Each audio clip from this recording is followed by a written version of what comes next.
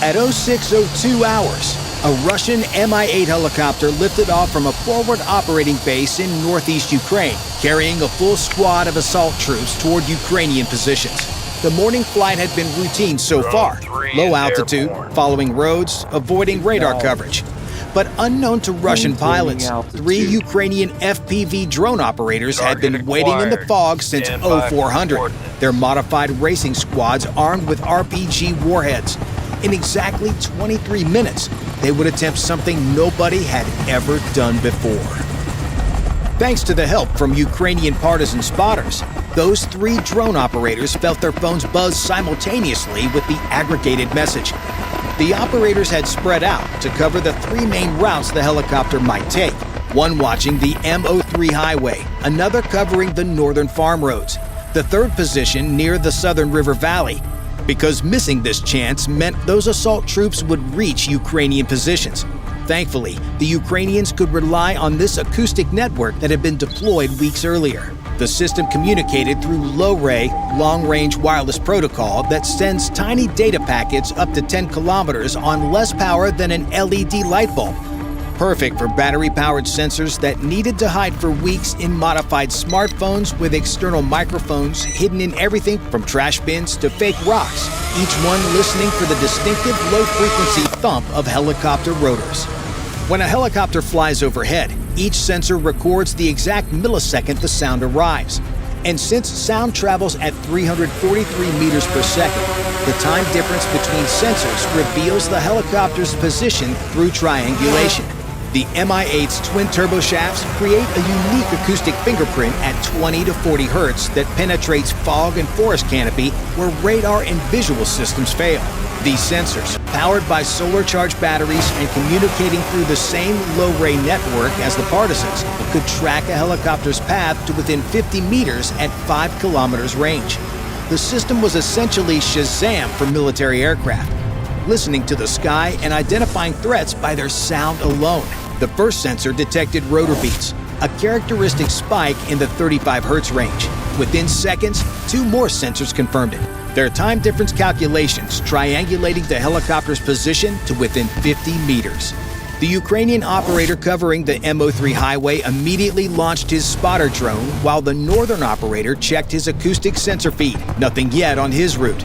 The southern operator near the river began calculating intercept angles for all 3 possible paths, knowing they'd have seconds to react once the helicopter's direction became clear. The lead pilot checked his tablet where acoustic sensors were already painting a picture. The morning air had formed a temperature inversion, cold air trapped under warm, bending sound waves back toward Earth like an atmospheric amplifier. The Mi-8's distinctive rotor beat would carry 5 kilometers instead of 2, and 3 sensors were already triangulating its position. The helicopter was following the M03 highway at 150 kilometers per hour, 40 meters altitude, using visual navigation because any radio emission would trigger Ukrainian missiles, and GPS was nothing but static from both sides' jammers. The mathematics of interception were brutal but not impossible.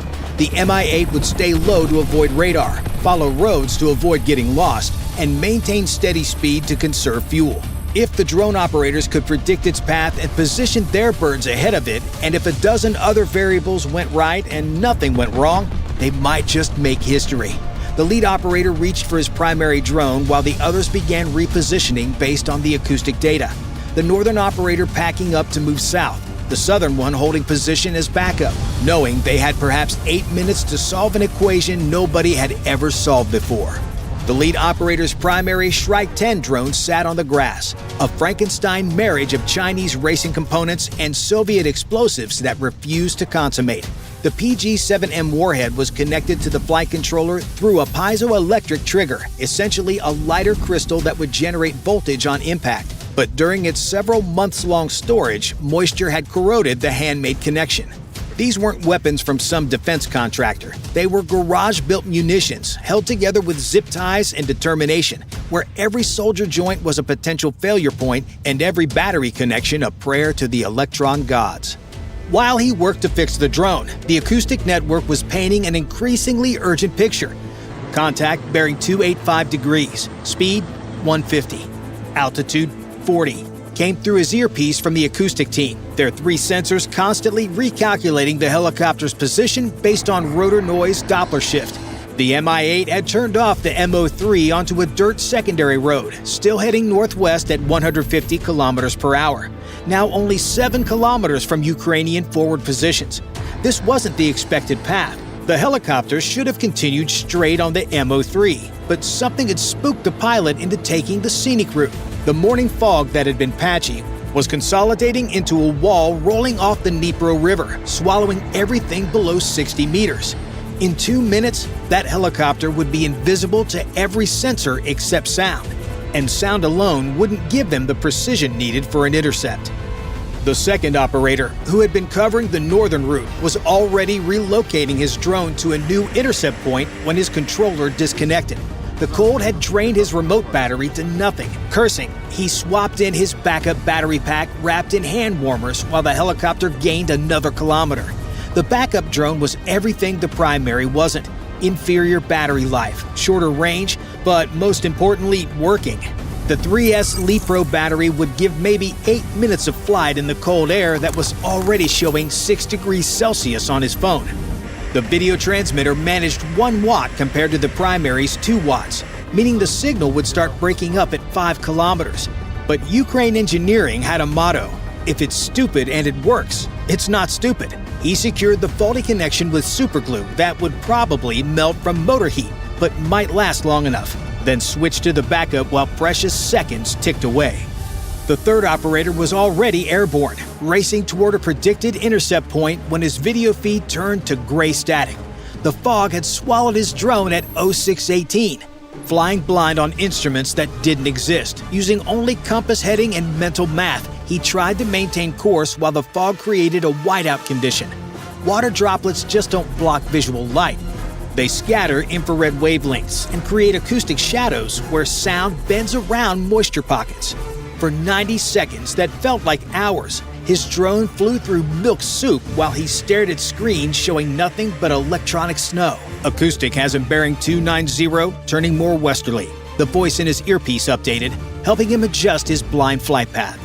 Physics, however, doesn't lie when you know the constraints. The helicopter couldn't climb above the fog without entering radar coverage.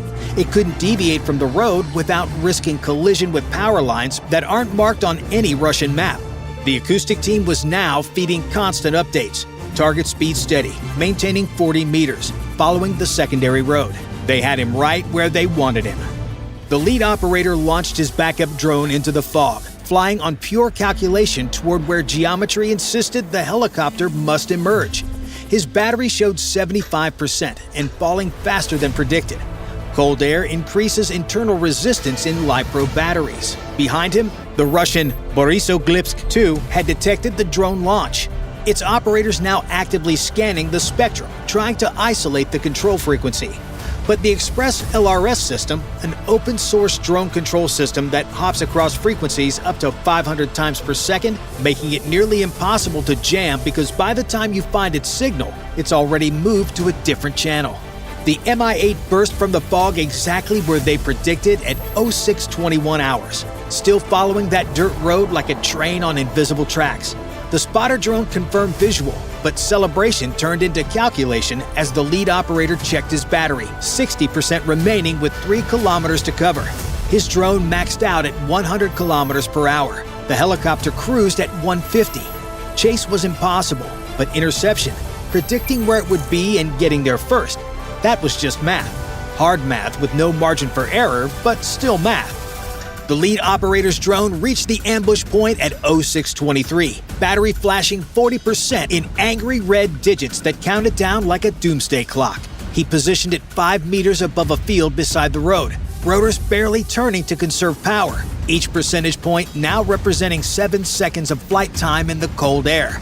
Through analog video transmitted at 5.8 gigahertz, chosen over digital because its 20 millisecond latency beat digital's 100 millisecond delay when milliseconds meant hitting or missing.